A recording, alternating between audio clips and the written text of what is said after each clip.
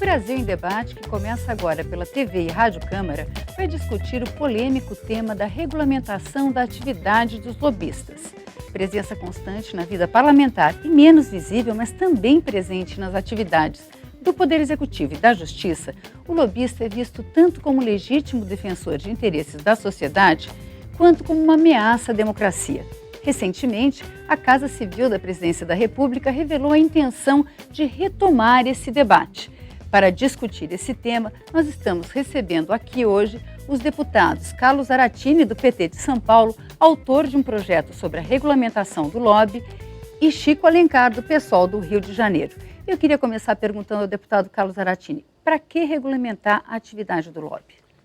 Olha, a atividade do lobby, ela é uma atividade que existe. Essa é a primeira questão que nós temos que comentar aqui. Quer dizer, muita gente fala, não, o lobby é uma coisa negativa, mas nem sempre é negativa. É uma manifestação dos diversos setores da sociedade no sentido de influenciar, tanto no legislativo, como no executivo, como no judiciário, né? No judiciário você já tem o advogado constituído, que é o, vamos dizer assim, o lobista claramente, que aparece claramente. Já no executivo e no legislativo, não existe nenhuma regulamentação.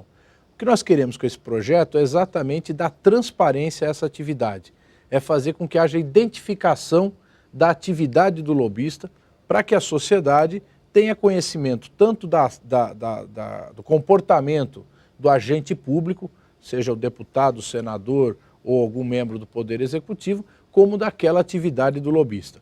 Evidentemente, aquele que fizer o lobby sem respeitar essas regras estará à margem da lei, portanto, executando uma atividade ilegal. Então, o objetivo é esse. Agora, deputado, o senhor considera como lobista apenas o profissional de uma empresa que é regularmente uma empresa de lobby, ou também as pessoas que atuam em entidades, por exemplo, entidades de defesa dos direitos indígenas ou entidades de defesa de direitos do consumidor?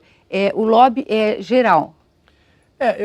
Eu considero de uma forma geral, Uhum. porque mesmo uma entidade, um sindicato de trabalhadores que vem aqui defender um projeto, certo? Ele está exercendo uma atividade de influência. Lógico que na cabeça nossa, no senso comum, o lobby é o lobby das empresas, é o lobby dos sindicatos empresariais, das associações empresariais que têm interesses econômicos diretos. Mas se a gente compreender num sentido mais amplo, todos aqueles que estão aqui defendendo a sua causa, exercem essa atividade de buscar influenciar o poder público, de alguma forma. E é evidente que nós podemos discutir se é mais justo um, mais justo o outro, mas todos exercem isso e nós achamos que todos devem estar devidamente identificados aqui perante a Câmara, perante o Poder Executivo. Deputado Chico Alencar, o senhor acredita que regulamentando a atividade, isso vai trazer mais transparência nos processos de pressão e negociação política? Eu tenho algumas dúvidas quanto a isso. Acho que o projeto do deputado Carlos Zaratini, que é bem detalhado, são 10 artigos, mas muito especificados sobre a função do lobby. Lobby é um estrangeirismo, né? Do americano, do inglês, é saguão. É a turma que fica ali nos corredores, em volta de quem vai decidir. E não só no legislativo. Mas, de qualquer forma, eu creio que o nosso desafio é regulamentando essa atividade, identificando quem está ali a serviço de exercer legítimas influências, coibir o que vem lateralmente a isso. Ofertas generosas de bens, de serviços, de presentinhos. O lobby, em geral, é qualificado dessa maneira e age assim. Essa que é a verdade. Inclusive com algo que o projeto não pode alcançar porque é da esfera de outro arcabouço legal. Doação de campanha. Você exerce uma influência, uma empresa, por exemplo, consegue a aprovação de um projeto ou uma determinada iniciativa executiva e depois isso se reverte em doação de campanha. Então, ainda, repito, que seja meritório o que o projeto traz, para a gente tentar diminuir um pouco a corrupção no Brasil, é disso que se trata, o tráfico de influência ilegítimo, a propina, que existe até na FIFA, pelo que vimos agora, e com brasileiros de alto coturno envolvidos, mas o sistema político eleitoral é o maior duto dos benefícios ilícitos que os lobbies, que as influências, que as pressões trazem. E a minha dúvida que ficou, e o programa pode esclarecer, e o debate que o projeto provoca também, é exatamente quanto a algo que eu não chamo de lobby, nem deve ser chamado de lobby. Os movimentos sociais todos. E para não ficar só com os quais nós, PT, o PSOL, tem mais identidade, que são os movimentos de trabalhadores. Os ruralistas, volta e meia, vem aqui. Enquanto força coletiva, eu não sei nem se existe ainda a UDR, mas na sua organização de produtores rurais, embora não sejam só eles que produzam, mas isso não é um lobby, é uma pressão legítima. Então, movimentos mais expressivos de massa, não dá para cadastrar um por um, porque o projeto traz a carteirinha de lobista. Agora, eu já vi em comissões de educação, por exemplo, e na CCJ, lá no fundo, assistindo. Quem será? Ah, não, é ligada à universidade particular A, B ou C. Aí ela está identificada como alguém que está exercendo essa função, tudo bem. Mas eu pergunto, e o assessor parlamentar dos ministérios? Ele é um lobista do Executivo? E o assessor político da Conferência Nacional dos Bispos do Brasil? Estou falando de situações reais, existem essas figuras. Vão ter a carteirinha também? Enfim, mas eu acho que é uma belíssima discussão. Pois é, a gente convive com esses especialistas aqui na vida do dia a dia. O que esse lobista fará? Quer dizer, a gente tem esse lado ruim, que é o senso comum, da propina, da facilidade, mas na vida real também existe o profissional do lobby, que é, em alguns países, uma profissão reconhecida. Reconhecidamente, legitimamente, o que ele faria? Olha, primeiro ele tem que ser cadastrado, né? E aí eu diferencio, eu acho que o Chico colocou uma questão importante. Se vem aqui os índios fazer pressão, os ruralistas, em grande quantidade, é evidente que são audiências públicas, são pessoas que vão vir aqui exercer a pressão de massa, vamos dizer assim. Mas existe aquele camarada que está todo santo dia aqui exercendo, conversando com os deputados, conversando nas comissões, que é isso que ele citou. Está lá o representante da universidade, está lá o representante do Ministério XY também, eu acho que deveriam ser cadastrados aqui no Parlamento. O objetivo é esses que são, vamos dizer assim, os que exercem esse papel. No movimento assim, que vem aqui os estudantes, os trabalhadores, os ruralistas, eu acho que aí é uma outra situação. Eu fico também preocupado, e esse o projeto tenta alcançar, é com as informações do Poder Executivo. Porque num processo de licitação, numa concorrência pública, num grande projeto que o poder público, seja estadual, municipal, federal, ele faz, a informação prévia, ela é fundamental para que uma determinada empresa obtenha uma vantagem numa concorrência. Então nós procuramos tratar isso, quer dizer, de que as informações do executivo, elas sejam mais transparentes, quer dizer, elas sejam informadas. Então você tem lá um conjunto de lobistas identificados junto ao executivo, você tem que garantir que todos eles tenham as mesmas informações, porque isso é uma base para você ter igualdade de condições numa disputa. Se uma empresa tem informação, o governo vai construir uma hidrelétrica não sei aonde, ela já se prepara, ela já se organiza, ela já faz os seus projetos, quando o governo lança, ela já está muito mais adiantada que outras que poderiam disputar. Então, a gente quer fazer também, eu concordo muito com o Chico, tem essa questão das eleições, né, que existe uma regulamentação nas eleições, quer dizer, as doações de campanha serem transparentes, identificadas, e a gente sabe que muitas vezes ocorre também dinheiro por fora desse sistema, né, mas hoje cada vez mais difícil, porque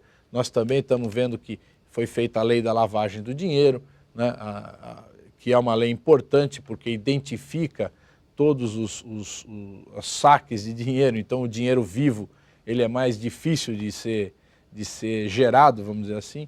Então, a gente quer constituir um conjunto de medidas que evitem, né, essa influência do poder econômico sobre a atividade política. E essa questão do lobby, da identificação do lobista, é uma parte de uma ação mais geral, de uma composição mais geral que inclui a lei da transparência, que inclui uma lei que nós acabamos de aprovar numa comissão especial, que é a punição às empresas corruptoras, né? Então, e que, no meu modo de ver, se completaria com a lei do financiamento público de campanha. Então, esse conjunto seria uma forma de você reduzir a corrupção e reduzir a influência do poder econômico nas eleições. Eu tenho uma coisa que eu estou tentando entender o que faz o lobista. Eu acompanho especialmente algumas áreas de segurança pública e não é incomum a gente ter aqui assessores do Ministério da Justiça, porque os projetos são grandes, são complexos, que vêm aqui com uma proposta do Poder Executivo e tentam discutir o assunto, que participam muito dos debates. Essa pessoa é um lobista? Quer dizer, o lobista, deputado Chico Alencar, o lobista também pode ser uma pessoa que contribua com informações para o parlamentar, porque o parlamentar não é obrigado a saber tudo sobre tudo. Bom, o projeto do deputado Zaratini até especifica cada função e o lobista ali, ele é diferente do agente público, porque você mencionou assessores do Ministério da Justiça. Em tese, e pelos preceitos republicanos, e pela nossa crença nesses valores, ele é um agente do interesse público, como o Ministério da Justiça também. Então, ele vem aqui para esclarecer, evidentemente, trazer pontos de vista do governo nessa perspectiva do interesse público. É diferente de um lobista de empresa ou mesmo de uma categoria profissional do mundo privado, que, vamos dizer, a força sindical, ela pode ter uma pessoa profissionalizada para acompanhar projetos do Legislativo. Esse, enquanto indivíduo, nessa função, remunerado, inclusive, é um lobista, digamos, para quem pensa, considera que a força sindical, ou a CUT, ou a intersindical, ou a Conlutas representa o interesse dos trabalhadores, é um lobista do bem, digamos, de coisas boas, para uma sociedade desigual e injusta. O outro da empresa está na perspectiva da empresa que é motivada pelo lucro, mas é lobista também.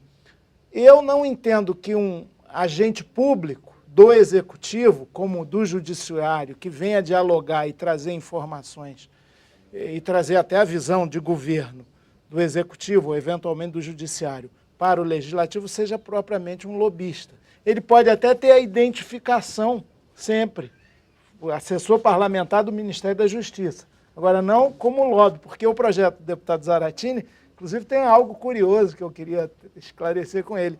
Ele disse que quando a pessoa se credencia, obrigatoriamente, parece que está no parágrafo 8º do artigo 3º, tem que fazer um curso de 180 dias de boas maneiras na relação com o poder público, um curso de ética, de como que se comportar sendo lobista.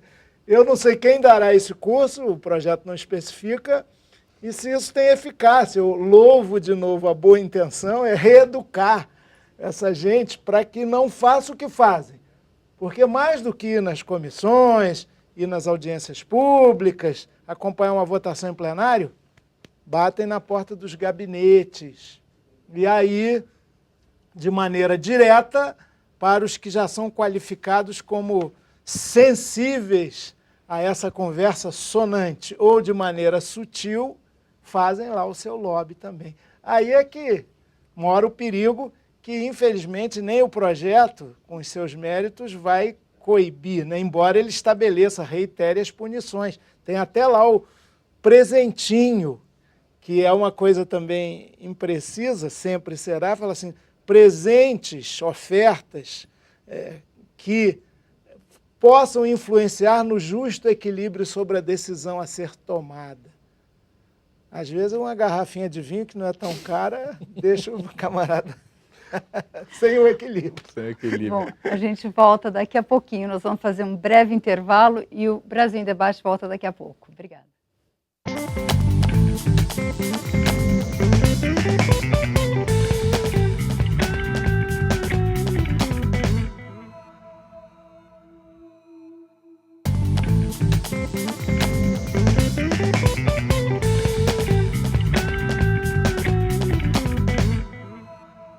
O Brasil em Debate está de volta. Hoje nós estamos discutindo a regulamentação da atividade de lobista.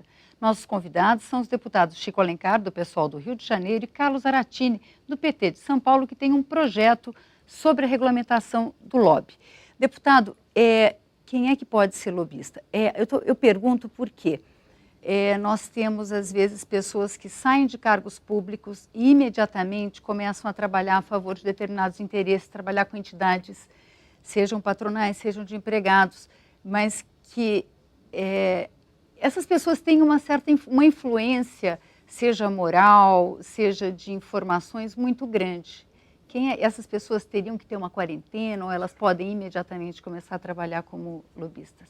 Olha, já algumas funções do poder público se exige a quarentena após deixar o cargo. O caso das agências reguladoras, por exemplo, já está instituída a quarentena após a pessoa deixar o cargo de direção de alguma agência. Isto é, ela tem um determinado período em que não pode assumir essas funções. Não pode assumir funções em empresas que são reguladas por aquela agência. Então, isso já existe, mas isso nós teríamos que tratar numa outra lei. Agora, esse debate eu acho importante que você colocou. Isso o projeto não toca, né? O projeto de 2007. Não, tem, não sei se é o substitutivo do Colnago, acho que não. Ele fala que de 1 ano, 12 meses. Ah, sim. Então, mas o problema, quer dizer, 40. de todo jeito, a gente tem, o projeto não consegue resolver todos os problemas. Como disse o Chico aqui, até uma garrafinha de vinho, né? O que nós falamos aqui, um pouco da ideia que ele ironizou aqui com boas maneiras, né? O curso de boas maneiras, mas na verdade o que existe?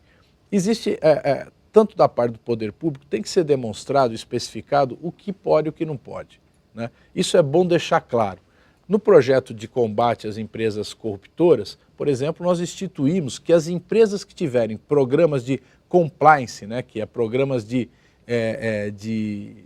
ele chama de boas maneiras, mas de comportamento, de como os agentes privados devem se relacionar com o poder público, também terão atenuantes em eventuais punições. Então, é evidente, você fala, não, isso não resolve, não é o que vai resolver, mas isso é uma certa clareza desse relacionamento. No Brasil a gente não tem esse costume de ter essas regras de relacionamento, essas formas de comportamento bem definidas, mas é necessário que a gente avance por aí.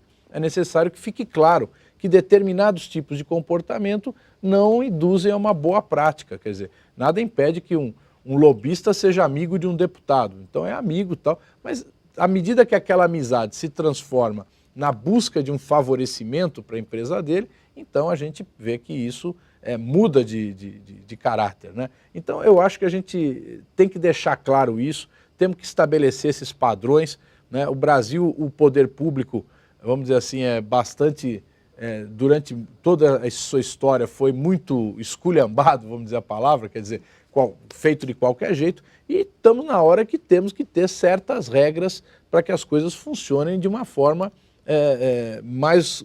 com um comportamento melhor, para que essas regras de anticorrupção, elas prevaleçam, entende? Então a gente acha que a gente deve disciplinar esse tipo de...